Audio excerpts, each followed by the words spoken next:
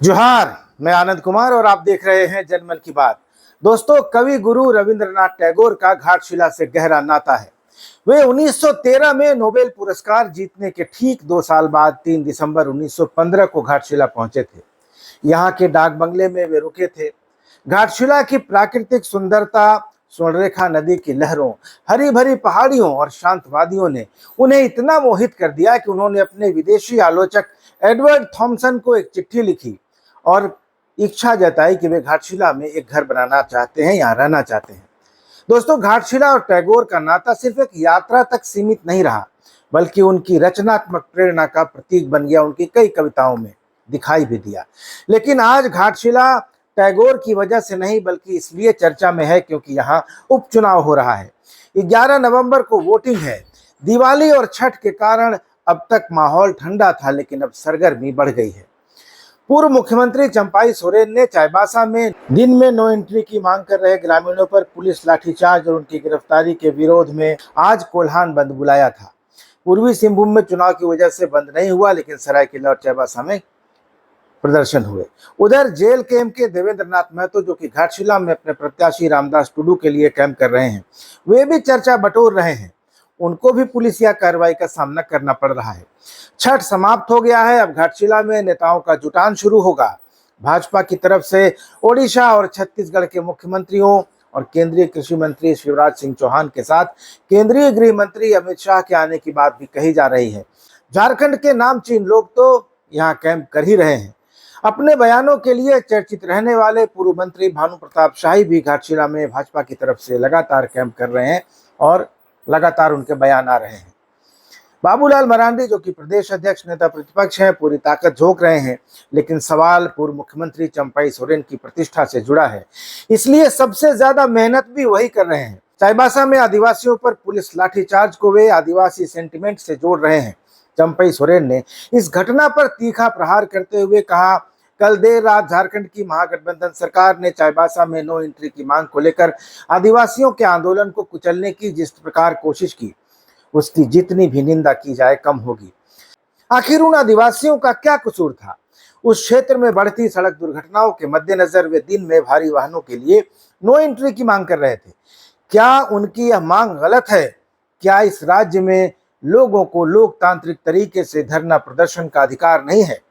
लेकिन सरकार द्वारा जिस प्रकार उन आंदोलनकारियों पर लाठियां बरसाई गईं और आंसू गैस के गोले छोड़े गए, वह न सिर्फ अमानवीय बल्कि शर्मनाक है। चंपाई सोरेन ने आगे कहा कि यह घटना आदिवासी मूलवासी विरोधी सरकार को बेनकाब कर देती है और ऐसी कार्रवाइयों से समाज को डराया नहीं जा सकता। दोस्तों, भाजपा और झारखंड मुक्ति मोर्चा दोनों के लिए घाटशिला का उपचुनाव प्रतिष्ठा का चुनाव है। भाजपा इस सीट को इसलिए जीतना चाहती है ताकि वह जनता को यह बता सके कि 1 साल के अंदर हेमंत सोरेन की सरकार ने जनता का विश्वास खो दिया है, अलोकप्रिय हो गई है। भाजपा अगर जीती तो उसे हेमंत सरकार को घेरने का मौका मिल जाएगा और बिल्कुल हताश निराश संगठन को एक नई ऊर्जा भी मिलेगी। नए नवेले कार्यकारी अध्यक्ष आदित्य साहू, जिनको प्रेसिडेंट इन वेटिंग भी कहा जा रहा है, वे भी पूरी कोशिश कर रहे हैं। अगर भाजपा की जीत हुई तो यह उनके लिए एक शानदार शुरुआत होगी। झारखंड बनने के बाद 23 बार उपचुनाव हो चुका है। भाजपा का रिकॉर्ड अच्छा नहीं रहा है। सिर्फ 3 बार बीजेपी को उपचुनाव में जीत मिली है और वो भी उसने सीट बचाई है। सीट छीनने में कभी उसे सफलता नहीं मिली है। तो घाटशिला का चुनाव भाजपा के लिए एक ऐसा टास्क है जिसे पूरा करना असंभव को संभव करने के बराबर है। साथ ही यह चुनाव बाबूलाल सोरेन, जो कि चंपाई सोरेन के बेटे हैं, उनके राजनीतिक भविष्य का फैसला करने वाला चुनाव भी हो सकता है। बाबूलाल सोरेन 2024 के विधानसभा चुनाव में इसी घाटशिला सीट से चुनाव हार चुके हैं। हार का अंतर तब 22,000 था। भले ही बाबूलाल सोरेन ने इस सीट पर बीजेपी को अब तक का सबसे बड़ा नंबर दिया था और 75,000 से ज्यादा वोट लाए थे, लेकिन 22,000 वोटों की हार का अंतर उन्हें पाटना होगा। और उपचुनाव में इतना बड़ा अंतर पाटना आसान तो बिल्कुल ही नहीं होने जा रहा है। और 1 साल के अंदर वे दोबारा इसी सीट से चुनाव मैदान में हैं, तो एक तरह से कहा जाए तो किस्मत ने उन्हें 1 साल के अंदर दूसरी बार घाटशिला सीट पर जीतने का मौका दिया है। वरना सामान्य तौर पर तो चुनाव लड़ने के लिए 5 साल का इंतजार ही करना पड़ता है। लेकिन बाबूलाल सोरेन के सामने खतरा यह है कि अगर फिर से उन्हें कामयाबी नहीं मिली तो 2029 में उनकी दावेदारी बहुत कमजोर हो जाएगी क्योंकि एक सीट से एक साल में 2 बार चुनाव हारने के बाद शायद ही भाजपा उन्हें टिकट दे। और यही कारण है कि चंपई सोरेन हर वो दांव आजमा रहे हैं जिससे वे हेमंत सोरेन सरकार को घेर कर आदिवासियों के वोट अपने बेटे और भाजपा उम्मीदवार बाबूलाल सोरेन की तरफ शिफ्ट करा सकें।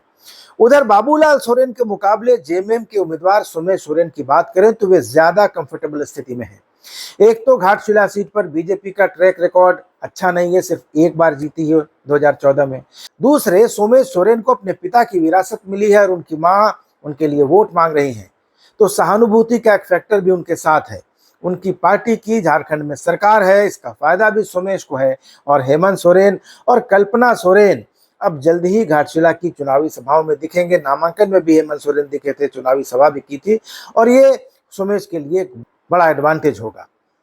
हेमंत सोरेन आज की तारीख में आदिवासियों के सबसे बड़े नेता हैं और मैया योजना जैसी सफल स्कीम के दम पर उन्होंने झारखंड की सत्ता में 2024 के चुनाव में जो वापसी की थी, उसका असर देखा जाएगा, तोला जाएगा कि कायम है या नहीं। तो सत्तारूढ़ दल का उम्मीदवार होने का फायदा भी सोमेश सोरेन को मिलेगा। 2024 के चुनाव में घाटशिला सीट पर आमने सामने का मुकाबला था, बिल्कुल डायरेक्ट फाइट थी। तीसरे नंबर पर रहे जेएलकेएम के उम्मीदवार रामदास मुर्मू को सिर्फ 8,000 वोट आए थे। इस बार भी जेएलकेएम ने रामदास मुर्मू पर ही दांव खेला है, लेकिन इस बार जेएलकेएम के सुप्रीमो जयराम महतो घाटशिला चुनाव को गंभीरता से ले रहे हैं। उन्होंने रामदास मुर्मू के नामांकन के मौके पर बड़ी सभा करके ये ऐलान कर दिया है कि इस बार वे कड़ी टक्कर देने जा रहे हैं। उनकी पार्टी के सीनियर नेता देवेंद्र नाथ महतो मुख्य संयोजक बनाए गए हैं और घाटशिला में ही कैंप कर रहे हैं। दोस्तों, घाटशिला में 28,000 कुर्मी वोटर होने का दावा किया जाता है। जेएलकेएम के नेताओं का दावा है कि इस बार घाटशिला में परिणाम अप्रत्याशित होगा। तो घाटशिला उपचुनाव में कुल 13 उम्मीदवार मैदान में बच गए हैं और मुख्य मुकाबला जेएमएम के सोमेश सोरेन और बीजेपी के बाबूलाल सोरेन के बीच ही होगा। जेएलकेएम के रामदास मुर्मू तीसरा कोण बनाते नजर जरूर आ रहे हैं, लेकिन वे असलियत में कोण बन पाएंगे या नहीं, ये तो नतीजे ही बताएंगे। लेकिन चुनाव प्रचार में जयराम महतो की मौजूदगी रंग जरूर भरेगी, दिलचस्पी जरूर पैदा करेगी। तो कुल मिलाकर जेएमएम खेमा निश्चित दिखाई दे रहा है, जबकि भाजपा की तरफ से चंपई सोरेन की कोशिश है कि हेमंत सोरेन सरकार को किसी तरह घेरा जाए, उसे आदिवासियों का विरोधी साबित किया जाए, और इसलिए वे सूर्या हांसदा एनकाउंटर से लेकर नगड़ी के किसानों और चाईबासा में आदिवासियों पर लाठीचार्ज, सारे मुद्दों को उठा रहे हैं, बंद बुला रहे हैं। दोस्तों, आखिर यह चुनाव ही भाजपा में उनका और उनके बेटे दोनों का भविष्य तय करेगा।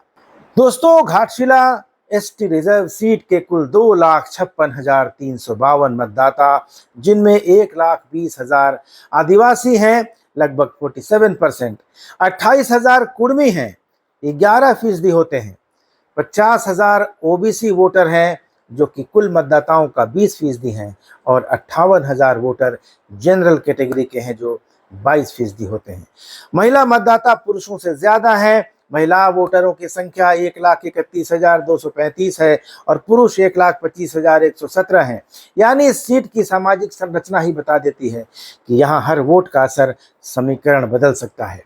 दोस्तों, घाटशिला उपचुनाव सिर्फ एक सीट का नहीं है, यह झारखंड की सियासत का आईना बनने जा रहा है। भाजपा कहती है कि हेमंत सरकार से विश्वास टूट गया है, जेएमएम कहता है आदिवासी एकजुट हैं, और 13 उम्मीदवारों के बीच मुकाबला त्रिकोणीय हो चला है।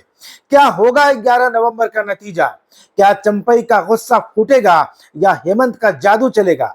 ये 14 नवंबर को पता चलेगा। लेकिन उसके पहले आप भी बता सकते हैं कि किसका पलड़ा भारी है और कौन बाजी मारने जा रहा है। अपनी राय कमेंट बॉक्स में जरूर दीजिएगा। वीडियो अच्छा लगे तो इसको ज्यादा से ज्यादा लाइक कीजिए और चैनल को जरूर सब्सक्राइब कर लीजिएगा। धन्यवाद, नमस्कार।